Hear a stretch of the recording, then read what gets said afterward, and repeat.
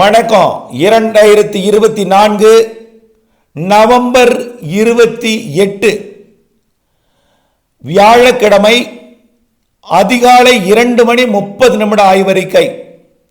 அதாவது 2024 நவம்பர் 27 புதன்கிழமை இரவு 11:30 தொடங்கிய ஆய்வு 2:30 வரை நீடித்து 2:30 இந்த ஆய்வறிக்கையை பதிவு செய்கிறேன்.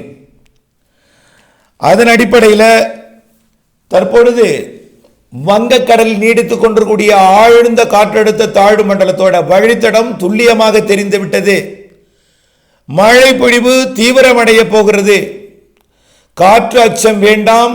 புயலாக உருவாகி கரை கடக்கும் முன் செயலிழந்து கரை கடக்கும். இது எங்கே எப்படி விரிவாக இறுதி வரை கேட்டு பயன்பெறுக. தற்பொழுது இலங்கைக்கு கிழக்கே சரியாக நேற்றைக்கு திரிகோணமலைக்கு கிழக்கே இருந்தது. சற்று விலகி 75 கிலோமீட்டர் திரிகோணமலைக்கு வடகிழக்காக விலகியது. அது வடகிழக்காக விலகிய பொழுது முல்லைத்தீவிற்கு கிழக்கே 190 கிலோமீட்டர் தொலைவில் நீடித்துக் கொண்டிருந்தது. நேற்று இரவு அதாவது ஒரு 9:30 மணிக்கு 190 கிலோமீட்டர். அது அதிகாலை 2:30 மணிக்கு 30 கிலோமீட்டர் மேலும் கிழக்கு நோக்கி நகர்ந்தும் என்று எதிர்பார்க்கப்படுகிறது. ஆக முல்லைத்தீவிலிருந்து 220 கிலோமீட்டருக்கு மேலும் 30 கிலோமீட்டர் விலகி செல்லும். ஆக வேதாரண்யத்துக்கு 310 கிலோமீட்டரில் இருந்தது 340 கிலோமீட்டருக்கும். ஆக 2:30 மணி நிலவரம். இது அதிகாலை 2:30 மணி நிலவரம். 310 கிலோமீட்டரில் இருந்தது 340 கிலோமீட்டர் தொலைவிற்கும். நாகப்பட்டினத்திற்கு 330 கிலோமீட்டரில் இருந்தது 360 கிலோமீட்டர் தொலைவிற்கும். காரைக்காலுக்கு 340 கிலோமீட்டர் தொலைவில் இருந்தது 370 கிலோமீட்டர் தொலைவிற்கும். பரங்கிப்பேட்டைக்கு 380 இருந்து 410க்கும். கடலூருக்கு 400 இருந்து 430ஆகவும். புதுச்சேரி 410 440ஆகவும். மரக்காணம் 420 இருந்து 450ஆகவும். மாமல்லபுரம் 410 இருந்து 470 கிலோமீட்டராகவும். சென்னைக்கு 490 இருந்து 520 கிலோமீட்டராகவும் 30 கிலோமீட்டர் தூரம் சற்று விலகும்.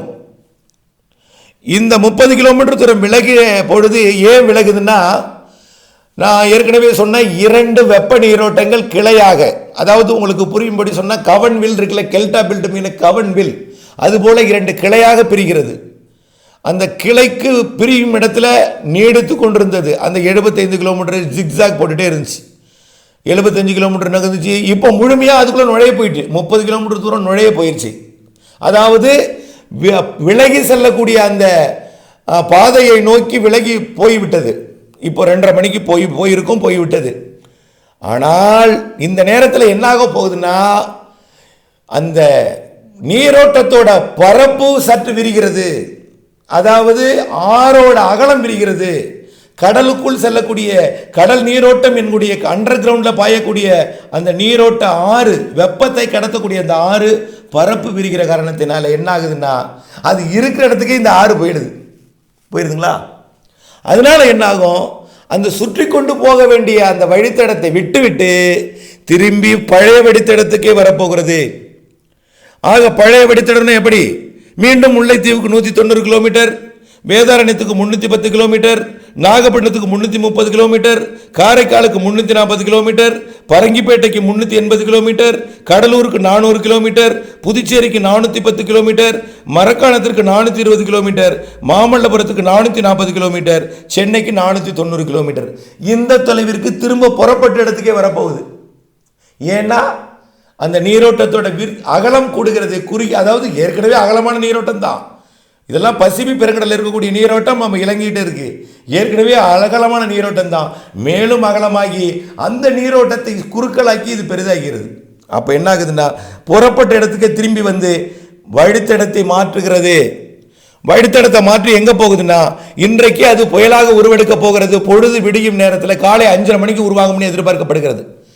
அதாவது இன்னும் ஒரு 3 மணி நேரத்தில், இப்போ 2:30, 3:30, 4:30, 5:30 மணி, 5:30 மணிக்கு இன்றைக்கு இன்னொரு 3 மணி நேரத்தில் புயலாக, அதாவது ஃபின்ஜல் ஜல் புயல் ஃபின்ஜல் புயலாக இன்றைக்கு அதிகாலை 5:30 மணிக்கு உருவெடுக்கிறது.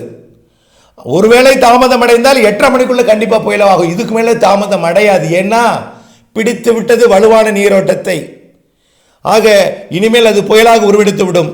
ஓகே சார், புயலாக உருவெடுத்தோன்னா அச்சப்பட வேண்டாம். தயவு செய்து புயலாக உருவெடுத்ததும் அச்சப்பட வேண்டாம். புயலாக உருவெடுத்தாலும் கரையை நெருங்கும் பொழுது செயலிழந்தான் கிடக்கும். ஆனால் கரைகிட்ட வரும்பொழுது தரைக்காற்று போகும், அதுக்கும் அச்சப்படக்கூடாது.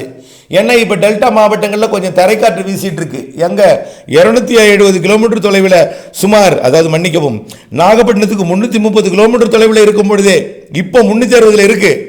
5:30 மணிக்கு 350 கிலோமீட்டர் தூரத்துக்கு வரும். அந்த 5:30 மணிக்கு 330 கிலோமீட்டர் தூரத்துக்கு வருவதற்கு முன்பே 360 கிலோமீட்டர் தொலைவில் இருக்கும் பொழுது நாகப்பட்டினத்தில் கொஞ்சம் சாரல் காற்று அடித்துக் கொண்டிருக்கிறது, இலைகள்லாம் அசைந்து கொண்டிருக்கிறது. இதை நினைத்து நீங்கள் அச்சப்படக்கூடாது. இதை பார்த்து உடனடியாக ஏதேனும் ஒரு கற்பனைக்கு சென்று விடக்கூடாது. ஒருவேளை தரைக்காற்று கடல் நோக்கி போனாலும் அச்சப்படவே கூடாது. மரங்கள் அசைந்தாலும் கொஞ்சம் கூடுதலாக அசைந்தாலும் அச்சப்படக்கூடாது. கடலிலே இருக்கும் பொழுதுதான் புயல், கரையை தொட்டதும் செயலிழந்து போய்விடும் என்பதை மீண்டும் மீண்டும் ஆணித்தனமாக அழுத்தம் திருத்தமாக சொல்கிறேன். ஓகே, கரை கடப்பது எங்கே, அதை அடுத்தது பார்ப்போம். இப்போ அந்த நீரோட்டம், இந்த படத்தை பார்த்தீங்கன்னா உங்களுக்கு புரியும். அந்த நீரோட்டத்திலேயே நிறைய வெப்ப வேறுபாடு இருக்கு. பாருங்க, வெள்ளையா டார்க், நல்ல டார்க்கா ஒயிட்டா இருக்கும். ஒரு இடத்துல கொஞ்சம் வெள்ளை இல்லாம நீல கலர்ல இருக்கும். வெள்ளையாக இருக்கக்கூடிய இடம் வெப்பநிலை மிகுந்த பகுதி.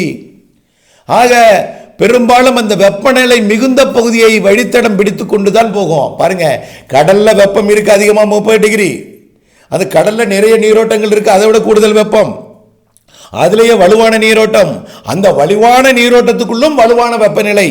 அந்த வலுவான வெப்பநிலையை பிடித்து கொண்டு அது கரையை நோக்கி நெருங்கி வரப்போகிறது. அப்படி வலுவான வெப்பநிலையை பிடித்து கொண்டு அதிகபட்சமாக வடக்கு வடமேற்காக நகர்ந்தால், நேர மேற்காக நகர்ந்தால் தான் அது டெல்டா மாவட்டத்துக்கு நேர கோடியக்கரைக்கு வரும். இப்போ இருக்கிறது பார்த்தீங்கன்னா முல்லைத்தீவுக்கு நேராக இருக்கு. புயலாக உருவாகும் பொழுது முல்லைத்தீவுக்கு கொஞ்சம் வடக்கே வந்துடும். அதாவது யாழ்ப்பாணத்துக்கு கிழக்கே இருக்கும். அதாவது பாக் ஜலசந்தி யாழ்ப்பாணத்துக்கு கிழக்கே, காங்கேசன் துறைக்கு கிழக்கே இருக்கும் புயலாக உருவாகும் பொழுது. ஆனால் அது நேராக வந்தால் தான் பாக் ஜலசந்திக்கு வரும். பெரும்பாலும் வடக்கு வடமேற்கு திசை, மேற்கு வடமேற்கு, மன்னிக்கவும், மேற்கு வடமேற்கு திசை நோக்கி நகரும். அப்பொழுது இருக்கக்கூடிய அந்த வெப்பநிலை பகுதியை அதிகபட்சமாக எது வடக்கு எட்ஜோ அதில் போகும். அப்படி போகும் பொழுது அது சரியாக படத்தில் காட்டியுள்ளபடி கடலூர் மாவட்ட கரையை கடக்கும் என்று எதிர்பார்க்கப்படுகிறது. ஏற்கனவே நாம் அறிவித்திருந்தோம் புதுச்சேரிக்கும் வடக்காலை, இப்போ புதுச்சேரிக்கும் தெற்கு புறம் வரை இருக்கிறது. காரணம் இப்பொழுது மாற்றம். புதுச்சேரிக்கு வடக்கு புறம் கரை கடக்கும் என்பது புதுச்சேரிக்கு தெற்கு புறம் கரை கடக்க இருக்கிறது. ஆனால் கரை கடக்கும் என்கின்ற நிலையை நினைத்து நீங்கள் அச்சப்படக்கூடாது. தயவு செய்து கடலூர் மாவட்ட மக்களோ அல்லது காற்று கொஞ்சம் அசாதாரணமாக கடலை நோக்கி தரைக்காற்று போய் கொண்டிருந்தாலும் அதனால டெல்டா மாவட்ட மக்களோ, அதாவது நாகப்பட்டினம், திருவாரூர் மற்றும் காரைக்கால், மயிலாடுதுறை மக்களோ அல்லது கடலூர் மாவட்ட மக்களோ, விழுப்புரம், புதுச்சேரி மக்களோ யாரும் அச்சப்படக்கூடாது. காரணம், கடலில் இருக்கும் பொழுதுதான் புயலுக்குத்தான் காற்று போகும். புயல் காற்று கரையேறும் பொழுது செயலிழந்துவிடும் என்பதை மீண்டும் மீண்டும் உங்களுக்கு நம்பிக்கையூட்டும் விதமாக கண்டிப்பாக உறுதிபட தெரிவிக்கிறேன். அச்சத்தை மட்டும் போக்கி தயவு செய்து மழைக்கு மட்டும் முன்னெச்சரிக்கை எடுங்கள். அடுத்தபடியாக, சார் மழை பெய்யுமா மறுபடியும்? ஏற்கனவே டெல்டா மாவட்டங்களில் பயிர்கள் மூழ்கி இருக்கிறது, வேற தவிர்க்க முடியவில்லை. மழை தொடங்கி இருக்கிறது. மீண்டும் எப்போ தொடங்க போகிறதுன்னு பார்த்தீங்கன்னா, இது கரை கடக்கிறது. ஏன் கடலூர் மாவட்டம்னு சொன்னேன்னா, செயலிழந்து போச்சுன்னா அதுக்கு ஒரு மையம் இருக்காது. அது கொஞ்சம் பரவலான ஒரு வடிவத்தில் தான் கடை கடக்கும். ஒரு ஷார்ப்பாக ஒரு ஊரை சொல்ல முடியாது. ஒரு மாவட்டத்தில் அப்படியே பரவலாக ஒரு விரிந்த பரப்பிலை கரை கடந்து அப்படியே கடலூர் மாவட்டம் வழியாக, அரியலூர், பெரம்பலூர் மாவட்டம் வழியாக, இதுக்கும் நீங்கள் பயப்படக்கூடாது. பரவலாகும், போக போக பரப்பு விரியும், அதோட விட்டம் விரியும். ஷார்ப்பாக இருக்கிறது, கரையை நெருங்கும் பொழுது பரப்பு கொஞ்சம் விரியும். அப்போ தான் மழை தொடங்குது, அதிகமான மழை தொடங்குது. நெருங்கும் பொழுதே மழை தொடங்கும், அங்கிருந்தபடியே மழை தொடங்கும். அது இன்றைக்கு காலை 11:30 மணிக்கு டெல்டாவில் மழை தொடங்குது. மீண்டும் அதாவது வியாழக்கிழமை காலைக்கு பிறகு மதியத்திற்குள் மழை தொடங்கும். மீண்டும் டெல்டாவிலே மாலை இரவிலே சற்று காற்றுடன் மழை இருக்கும். காற்று என்றால் தரை காற்று, கடலை நோக்கி போக காற்று. கடலுக்குள் காற்று போகும், ஆனால் கடல் காற்று கரைக்கு வராது. அதாவது கடற்காற்று எங்கே வரும்னா விழுப்புரம் மாவட்டத்தில் வரும். அது வந்து சுழலும் பொழுது வர்றது, வடகிழக்கிலேருந்து காற்று நுழைஞ்சு வரும். ஆகவே கடலுக்கு காற்று போகும், கடலில் கடற்காற்று, அதாவது புயல் வராது, புயலுக்கு காற்று போகும், அப்படிதான் சொல்லணும். புயலுக்கு காற்று போகும், புயல் வராது. புயல் செயலிழந்து கரையேறும், அது கடலூர் மாவட்டம் வழியாக கரையேறும். கடலூர் மாவட்டமோ அல்லது மயிலாடுதுறை மாவட்டத்தோட வடக்கு பகுதியில் அது பறந்து விரிந்த பரப்பில் ஒரு பெரிய பரப்பில் கரை கிடக்கும்.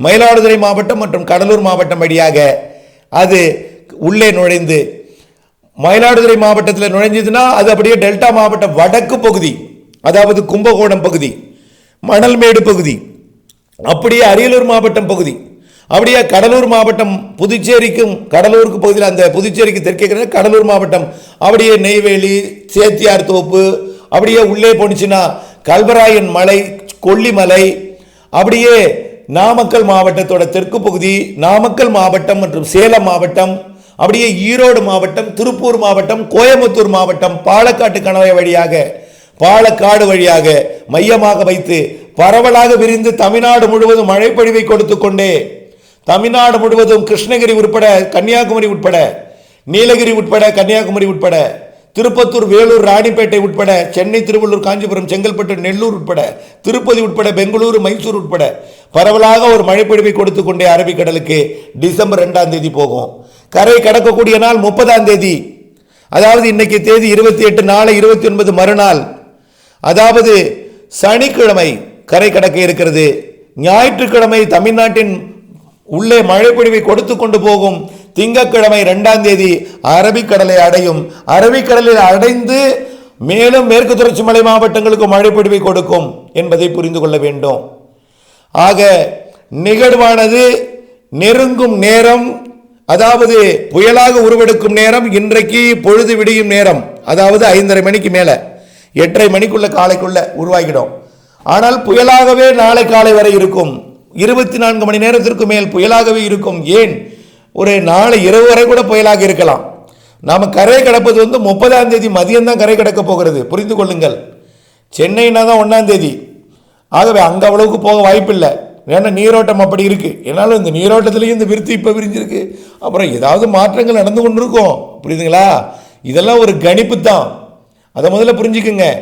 இந்த எல்லாமே நிமிடத்துக்கு நிமிடம், நொடிக்கு நொடி நிறைய வளிமண்டலத்தில் மாற்றம், உயரழுத்த மாற்றம், குளிரில் மாற்றம், அங்கே மாற்றம், இங்கே மாற்றம், கடலுக்குள் மாற்றம், எல்லாம் மாற்றம் நடந்து கொண்டிருக்கு.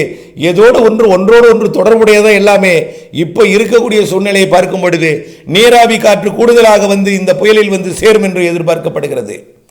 இதனால கண்டிப்பாக இன்றைக்கு மதியம் டெல்டா மாவட்டங்களில் தொடங்கக்கூடிய மழை படிப்படியாக டெல்டா மட்டுமல்ல, சென்னைக்கும், அதாவது புதுக்கோட்டை, அதாவது ராமநாதபுரம் மாவட்டம் முதல் திருவள்ளூர் மாவட்டம் வரைக்கும் இன்றைக்கே மழை தொடங்கிடும்.